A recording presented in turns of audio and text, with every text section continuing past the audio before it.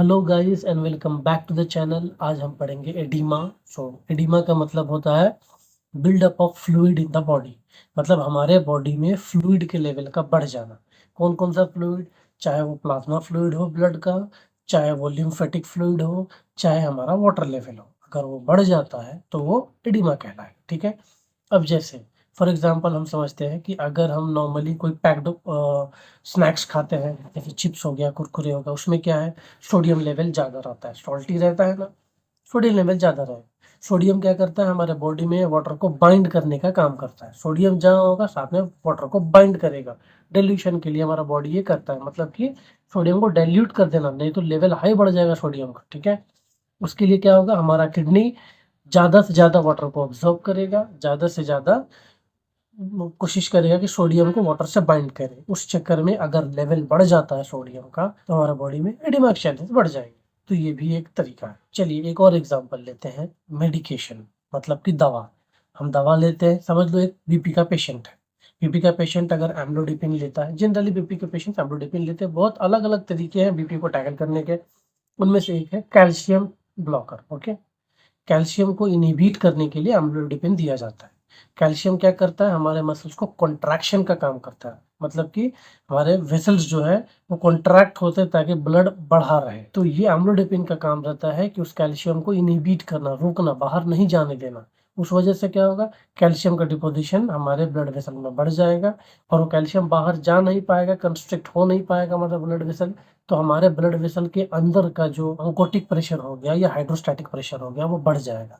उस वजह से क्या होगा, फ्लूइड्स लीक करना शुरू कर देंगे ब्लड वेसल में। अगर प्रेशर बढ़ेगा तो लाजमी है कि प्रेशर को रिड्यूस करने के लिए वेलोडाइलेशन करके और फ्लूइड्स को बाहर भेजा जाएगा, तो वो फ्लूइड्स बाहर जाके एडिमा को कॉज करते हैं। ओके। वैसे ही लंग डिसीज हो गया, या किसी को हार्ट डिसीज हो गया, या किसी का किडनी फेलियर हो गया, ये सब में क्या होगा, किडनी फेलियर में क्या होगा, सही से हमारा किडनी प्रोटीन को फ़िल्टर नहीं कर पाएगा। उस वजह से क्या होगा, प्रोटीन हमारे यूरिन से बाहर निकल जाएगा। अब प्रोटीन का काम क्या होता है हमारे बॉडी में, हमारे ब्लड के में प्लाज्मा को और फ्लूइड को बाइंड करके रखना साथ में, मतलब सेल्स के साथ फ्लूइड को बाइंड करके रखता है। अगर वो प्रोटीन यूरिन के ज़रिए बाहर चला गया तो क्या होगा, बाइंड नहीं हो पाएगा, फ्लूइड अलग और सेल अलग हो जाएगा, और फ्लूइड फिर हाइड्रोस्टैटिक प्रेशर की वजह से बाहर चला जाएगा हमारे वेसल्स से, वहाँ भी एडिमा हो जाएगा। हार्ट के किसी वाल्व में अगर इश्यू हो गया तो क्या होगा, सही से क्लोज ओपन नहीं हो पाएगा, पीछे वाले आर्टरियम पे या वेंट्रिकल पे प्रेशर पड़ेगा। उस वजह से क्या होगा, जो उसको सप्लाई कर रहा है उस पर प्रेशर पड़ेगा, वहाँ प्रेशर बढ़ेगा तो क्या होगा, फिर फ्लूइड्स लीक होने लगेगा। देखिए यही जनरल टर्म है कि अगर किसी ब्लड वेसल में अगर यहाँ पे बढ़ रहा है प्रेशर, प्रेशर इसमें बढ़ेगा और आगे ब्लॉकेज है किसी इश्यू की वजह से, चाहे वो वाल्व खराब हो गया हो या कोई इन्फेक्शन हो गया हो, कुछ भी हो गया, तो यहाँ का प्रेशर वो बर्दाश्त नहीं कर पाएगा ब्लड वेसल, फिर वो डायलेट होने लगेगा प्रेशर की वजह से। डायलेशन होते होते जो सेल्स के बीच का जो स्पेस होता है वो खुल जाता है, उसमें क्या करेगा, फ्लूइड बाहर चला जाएगा, बाहर जाएगा, सबक्यूटेनियस आया या कहीं भी गया, तो वो या तो वो लोकलाइज्ड एडिमा कॉज करेगा, या तो अगर वेना कावा में इशू है तो जनरलाइज्ड एडिमा कॉज करेगा। ठीक है। वो डिपेंड करता है कि लोकेशन क्या है, पोजीशन क्या है, सीवियरिटी कितनी है। ओके। अगर कोई लिम्फेटिक ड्रेनेज में इश्यू हो गया, ठीक है, कोई इन्फेक्शन हो गया, कैंसर हो जाना, अगर कैंसर होता है तो क्या होता है, लिम्फ नोड में गांठ बन जाती है, लंप बन जाएगा, वहां पे लंप बनेगा तो आगे का जितना भी फ्लूइड है उसमें वो ड्रेनेज का इश्यू होने लगेगा। लिम्फ नोड, लिम्फ वेसल्स का काम क्या है, जो एरिया में लिम्फ फ्लूइड है उसको ड्रेन करके प्रॉपर बॉडी के अंदर ले जाना। लेकिन अगर वहां पे कैंसर हो गया, वो लिम्फ में इश्यू हो जाएगा, आगे का पूरा एरिया स्वेल हो जाएगा, आगे का कोई भी फ्लूइड कैरी नहीं हो पाएगा रिटर्न, और वहाँ रिटेंशन की वजह से एडिमा हो जाएगा। ओके। कोई रेडिएशन थेरेपी अगर होता है तो उसमें भी हमारा लिम्फ नोड डैमेज होता है और वहाँ पे जाके आपका एक्यूमुलेशन बढ़ जाएगा। कोई स्कार हो गया लिम्फ नोड में, कहीं इंजरी हो गई, चोट लग गया, कहीं दब गया, डैमेज हो गया, तो वो प्रॉपर कैरी नहीं कर पाएगा हमारे फ्लूइड्स को रिटर्न, तो उस वजह से वहाँ एडिमा होने के चांसेस। ठीक है। अब दिखेगा कहाँ का, अगर कोई एडिमा का पेशेंट है तो हम जनरली कहाँ कहाँ देख सकते हैं। ठीक है। पेरियोर बाइटल यानी समझ लो फेस पे स्वेलिंग हो जाएगी उसकी। मेलियोलस जो हमारा है पैर में, इसमें टिबिया के जो बॉटम में रहता है उस पर नीचे साइड में, ऊपर साइड में फर्म प्रेशर लगा के हम चेक करेंगे कि वो पिटिंग है कि नॉन पिटिंग है, वहाँ पे फ्लूइड का एक्यूमुलेशन फील होगा, ऐसे ऐसे टच करने पे फील होगा। वो होल बॉडी में भी हो सकता है, ट्रंक में भी हो सकता है, एक्सट्रीमिटीज में भी हो सकता है, फेस में भी हो सकता है, डिपेंड करता है किस टाइप का एडिमा है। लेकिन हमको उन सब चीज़ों को चेक करना है कि ये पेशेंट एडिमा से अगर होगा तो इन सब में से कहीं एक जगह पे या सारी जगहों पे हमको ये फीचर्स मिलेंगे। ठीक है, अब देखते हैं मेनली क्लासिफिकेशन यानी टाइप्स ऑफ एडिमा। तो मेनली 4 होते हैं। एक तो हो गया आपका पिटिंग एडिमा, एक हो गया नॉन पिटिंग एडिमा, और एक हो जाएगा आपका जनरलाइज्ड एडिमा, और एक होगा लोकलाइज्ड एडिमा। 4 तरह के एडिमा होते हैं। अब हम इनको डिटेल में समझेंगे चारों में फ़र्क क्या है। तो आइए अब पढ़ते हैं पिटिंग एडिमा। ठीक है, तो पिटिंग का मतलब क्या है, अगर यहाँ पे एडिमा हुआ है मेरे इस हाथ पे, यहाँ पे हुआ है सपोजिंगली, तो अगर मैं यहाँ प्रेस करता हूँ फर्म प्रेशर, ये नहीं कि इतना दबा देना है कि ये हालत ही ख़राब हो जाए इसका। ठीक है, एक फर्म प्रेशर, कंसिस्टेंट प्रेशर दबाइए 5-7 सेकंड के लिए, फिर हटा के देखिएगा। अगर यहाँ पे गड्ढा हो गया तो पिटिंग एडिमा है, रिकॉइल हो गया जल्दी से तो ये नॉन पिटिंग एडिमा। तो पिटिंग एडिमा में हमको गड्ढा की तरह दिखेगा, जहाँ दबाए थे वहां दबा हुआ रहेगा। ठीक है, ये हो गया। अब ये किन किन वजहों से होता है। पहला, कंजस्टिव कार्डियक फेलियर।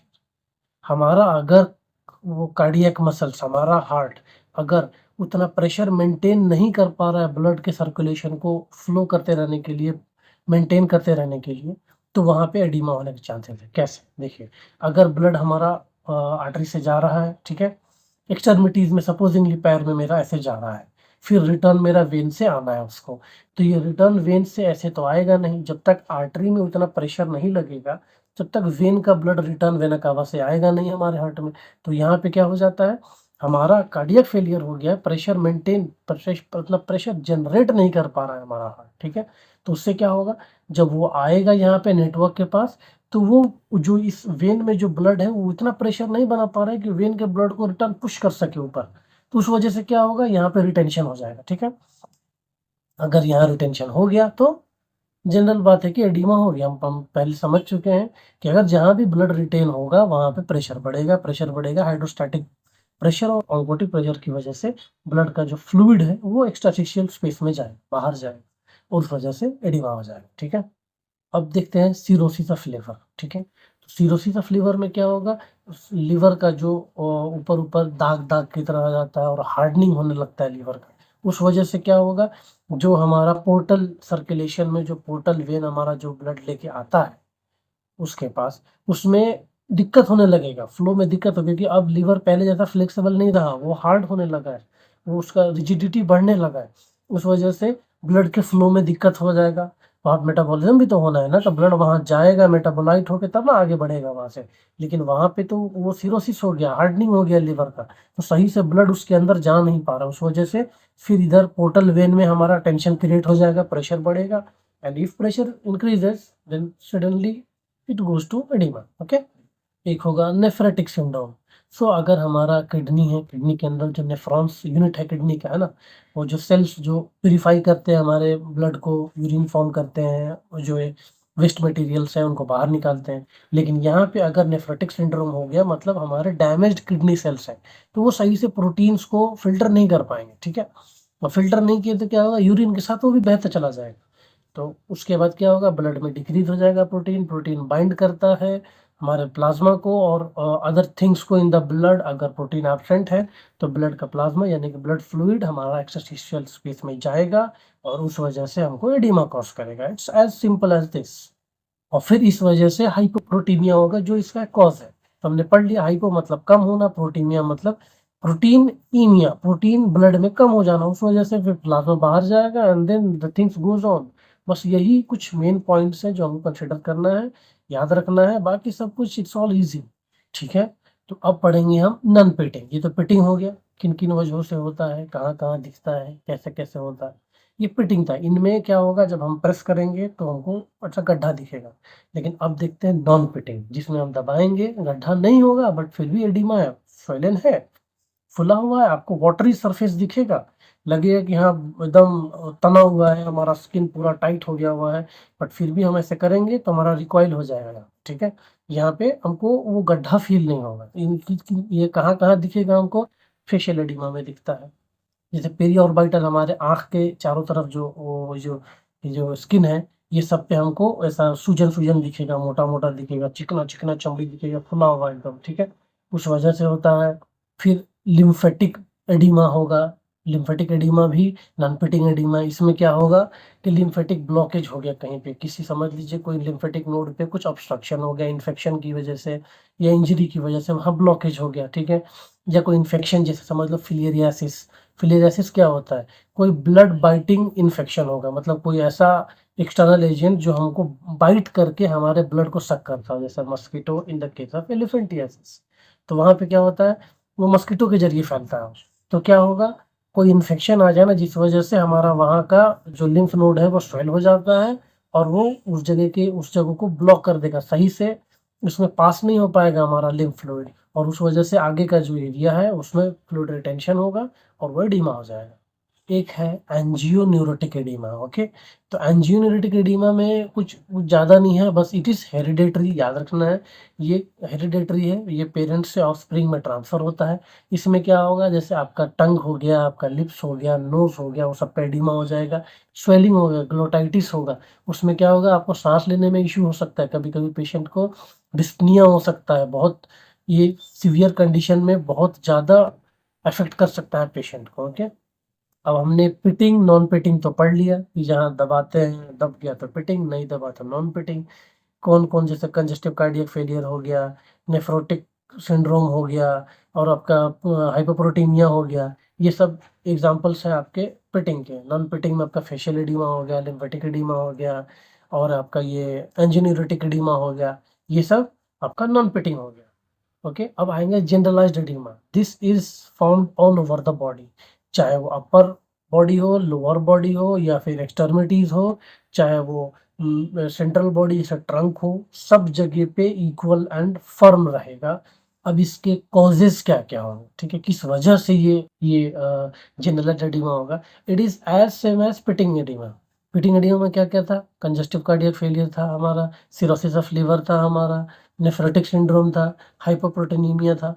ये सब जितने भी थे वो सेम इसके अंदर आएंगे जनरलाइज में, क्योंकि ये मेजर कॉजेज है। कंजेस्टिव कार्डियक फेलियर, कार्डियक ही फेल हो गया तो पूरे बॉडी में ब्लड का प्रेशर डिक्रीज हो जाएगा, सब जगह एडिमा होगा। सिरोसिस ऑफ लीवर हो गया, उस वजह से पूरे बॉडी का जो पोर्टल हाइपरटेंशन हो गया, बढ़ गया, या फिर पोर्टल ऑब्स्ट्रक्शन हो जाएगा, पोर्टल वेन में सही से ब्लड पास नहीं हो पा रहा है, उस वजह से होगा, तो पूरे बॉडी में फिर वहाँ एडिमा हो जाएगा। क्योंकि ये क्या कर रहे हैं, मेनली हमारे फिल्ट्रेशन यूनिट को या फिर ब्लड के फ्लो का जो यूनिट है, हमारा ब्लड वेसल है, उनको टारगेट करते थे। ये तो all over the body supply कर रहे हैं ना, तो अगर कहीं पे हुआ तो पूरे बॉडी में ये दिक्कत हो जाएगा, ठीक है। अब पढ़ते हैं लोकलाइज्ड एडिमा, ठीक है। पिटिंग, नॉन पिटिंग, जनरलाइज्ड हो गया।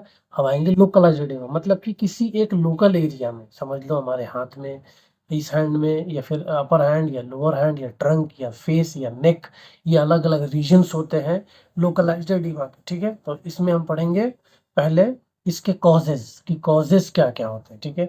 तो एक कॉज इसमें से हो जाएगा आपका वीनस ऑब्स्ट्रक्शन। वीनस ऑब्स्ट्रक्शन में जब समझ लीजिए प्रेगनेंसी में जब मदर बेबी को होल्ड करती है, तो उसमें क्या होता है, लोअर बॉडी में जाने वाले जो वेन्स हैं हमारे, वो थोड़े ऑब्स्ट्रक्ट हो जाते हैं, क्योंकि बेबी का साइज जब बढ़ जाता है in the later stage of pregnancy, तो हमारे कुछ आर्टरीज है जो जो थोड़ा दब जाती है, उस वजह से क्या होगा, फ्लो ऑब्स्ट्रक्ट हो जाएगा, प्रेशर ऑब्स्ट्रक्ट होगा, तो वेन्स को उतना प्रेशर आर्टरी से मिल नहीं रहा है कि वेन्स अपने डीऑक्सीजनेटेड ब्लड को रिटर्न हार्ट में लेके जाए, उस वजह से वहां पे एडिमा हो जाएगा, ठीक है। IVC syndrome, SVC syndrome. IVC क्या है, इंफीरियर वेना कावा।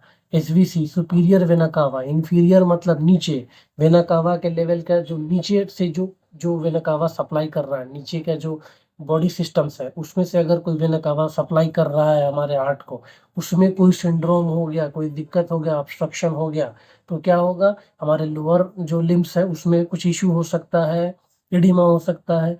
या ज़्यादा अगर उससे बढ़ेगा तो जेनिटल एरिया में हमारा एडिमा हो जाएगा, उससे ज़्यादा बढ़ेगा तो हमारे एब्डोमिनल रीजन में हो जाएगा, नीचे की तरफ से आएगा, ठीक है, सिवियरिटी नीचे से बढ़ता है। और अगर हमारा सुपीरियर वेना कावा में दिक्कत होता है, ऊपर वाले, अगर कहीं समझ लीजिए सुपीरियर वेना कावा में कहीं इशू हो गया, जिस वजह से ऊपर का जो डीऑक्सीजनेटेड ब्लड का जो ड्रेनेज है वो हमारा हैम्पर हो गया, तो क्या होगा, फेस में एडिमा हो सकता है, फिर हमारे नेक में एडिमा हो सकता है, हमारे अपर एक्सट्रीमिटीज में एडिमा हो सकता है, हमारे शोल्डर पे एडिमा का फॉर्मेशन दिख सकता है, ठीक है। अब अगर कोई लिम्फ नोड में ऑब्स्ट्रक्शन होता है, चाहे वो कार्सिनोमा की वजह से हो, ब्रेस्ट कार्सिनोमा की वजह से हो, या कोई इन्फेक्शन की वजह से हो, चाहे कोई फिलियरियासिस की वजह से हो, जैसे एलिफेंटियासिस हो गया, वो सब की वजह से लिम्फेटिक जो फ्लो है ना उसमें ऑब्स्ट्रक्शन हो जाएगा। तो उसमें क्या होगा, फिर हमारा फ्लूइड आगे नहीं जा पा रहा है और उस वजह से फिर ऑब्स्ट्रक्शन हो जाएगा उसमें, ठीक है। अगर कोई वीनस थ्रोम्बोसिस हो गया, हमारे वेन में अगर कोई थ्रोम्बोसिस हो गया, ठीक है, तो उससे क्या होगा, फिर वहां पे पहले प्रोथ्रोम्बिन बढ़ जाएगा, प्लेटलेट का एग्रीगेशन हो जाएगा, प्लेटलेट बढ़ जाएगा। उसके बाद फिर वहां पे एथेरोस्क्लेरोसिस होगा। हमने पढ़ा है एथेरोस्क्लेरोसिस, अगर आपको डिटेल चाहिए तो हम इस डिस्क्रिप्शन में इसका लिंक अपलोड कर देंगे, डाल देंगे, आप लोग देख लीजिएगा, ठीक है। एथेरोस्क्लेरोसिस हो जाएगा, ठीक है। उस वजह से क्या होगा, फिर फाइटर डिकम्पोजिशन वहां होने लगेगा, फिर ब्लड फ्लो ऑब्स्ट्रक्ट होगा, आगे वाले पार्टी को प्रेशर कम मिलेगा और उस वजह से वो फिर वो डीऑक्सीजनेटेड ब्लड जो वेन में है वो हार्ट में जाने से मना कर दूंगा, बोले भैया हम तो ना जाना है क्योंकि हमको उतना मिल ही नहीं रहा है। भाई हमको फायदा होगा तब ना हम आगे सप्लाई चेन करेंगे, अब मुझे ही इतना कम मिल रहा है तो आगे मैं कैसे सप्लाई करूं, ठीक है। तो यही मेथड है, ओके। उस वजह से वहां पे एक्यूमुलेशन शुरू हो जाएगा, बोले कि भाई हम रखेंगे, रख के सड़ा देंगे लेकिन तुमको नहीं देंगे, क्यों, मुझे मिल ही नहीं रहा है उतना फायदा, तो आगे देखे क्या फायदा। ये जनरली आजकल चलता है, तो इसी चीज से याद रखना है कि जब प्रेशर वहां पे पहुंच ही नहीं रहा है तो फिर वो रख के सड़ा देगा उस चीज को, लेकिन आगे नहीं देगा, वो रख के सड़ाने की वजह से एडिमा हो गया, ओके। अब कोई इन्फ्लेमेशन हो जाना, ठीक है, जैसे स्नेक बाइट हो गया, इंसेक्ट बाइट हो गया, ये सब क्या करता है, इस सब की वजह से टिश्यू जैसे एक्यूट इन्फ्लेमेशन में पड़े थे, टिश्यू डैमेज होगा, टिश्यू डैमेज होगा तो फिर उसके बाद वहां पे इन्फ्लेमेटरी मीडिएटर्स रिलीज होंगे, फिर वो हमको पेन करेगा, दर्द करेगा, और उस वजह से फिर वेजोडाइलेशन होगा, फिर हमारा डायापेटिसिस से हमारे डब्ल्यूबीसी वो लोग आएंगे और मारापीटी करेंगे, उसमें फंकराबा करेंगे। उस वजह से जब डायापेटिसिस होगा तो जब डब्ल्यूबीसी आएगा तो लिम्फ फ्लूइड भी साथ में रिलीज होकर इंटरस्टिशियल स्पेस में आता है, कचरे को क्लियर करने के लिए, इनगल्फिंग के लिए, खा पी कर साइड होने के लिए। लिम्फोसाइट्स में आएगा, वो सबको सारे कचरों को लपेट के फिर लेके जाएगा अंदर, तो वो करने के लिए फिर फ्लूइड आएगा वहां पे और उस वजह से भी वहां एडिमा हो सकता है। तो समझ में आई पूरी बात, ये एडिमा होता कैसे है। ये सब जैसे पिटिंग हो, नॉन पिटिंग हो, जनरलाइज्ड हो, लोकलाइज्ड हो, रीजंस बस यही है कि अगर ऑब्स्ट्रक्शन हो रहा है, वो ब्लड आगे नहीं जा पा रहा है, उस वजह से यहाँ एक्यूमुलेशन हो गया फ्लूइड का, उससे एडिमा होगा। लिम्फेटिक वेसल है, अगर लिम्फेटिक वेसल में ऑब्स्ट्रक्शन हो गया, चाहे कोई रेडिएशन से वो फेस ऑफ कर लिया, या फिर कोई इन्फेक्शन हो गया जैसे हमारा फिलियरियासिस का हो गया, कोई कार्सिनोमा हो गया, उस वजह से मतलब लिम्फेटिक सप्लाई में इशू होगा, तभी भी एडिमा होगा। अगर बॉडी में सोडियम बढ़ जाता है तो सोडियम को डाइल्यूट करने के लिए, यानी कि उसके कॉन्सेंट्रेशन को, इफेक्ट को कम करने के लिए किडनी वाटर को स्टोर करती है बॉडी में, ताकि उसको ढीला कर सके। सोडियम अब इतना रहेगा तो इफेक्टिव रहेगा, पानी मिला देंगे तो वो थोड़ा कम हो जाएगा उसका, इसीलिए किडनी उसको वैसे करता है, ठीक है। तो होपफुली आपको ये समझ में आया कि एडिमा किन किन कॉजेज से होता है, क्या क्या है उसके causes, effects or types. So for further videos of this kind, do like, share and subscribe to my channel and stay tuned for further updates. Thank you.